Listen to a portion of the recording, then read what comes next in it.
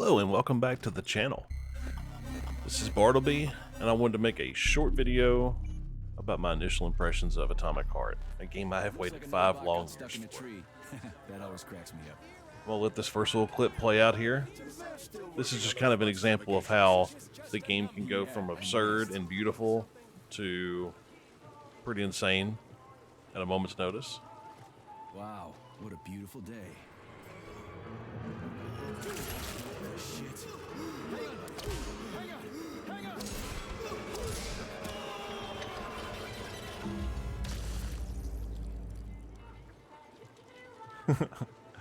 Yeah. Pretty good representation of how things go. And yes, it is a woman walking a pig. But the first hour, you start off on these paddle boats. You kind of just exploring the area. You eventually get on foot. You have to go get a key to get into a car to get to where you need to go. So that's why I skipped a lot of this, because it's the first few minutes are just walking and listening. But the game can be super beautiful like this at times. After about the first, let's say, half hour, the beautiful moments haven't been as frequent. I'll go ahead and say that.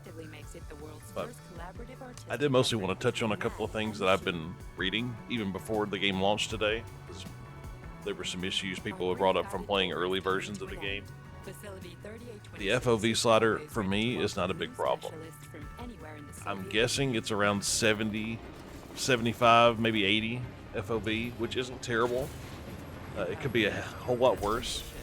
I typically play around 105, and I would like to play this at 105, but it's not a deal breaker. It's just not for me. The other is lack of a sprint button. The thing I've noticed here is you actually do have 2 speeds. So the default walking speed is pretty fast, and you do have a lunge, which you can use, well, not a lunge, like a dodge, that you can use pretty constantly. So mobility hasn't been an issue for me so far. When you do go into like a story area or an area where there's no use for weapons, you do slow down. So there are 2 speeds, even though there's not a dedicated sprint. And there actually is a FOV fix. I haven't tried it yet. And mouse acceleration, it hasn't bothered me. I turn that off in any game that I play. I'm not a fan. I haven't really noticed it in this game. So, what I have noticed though is, look at this. Look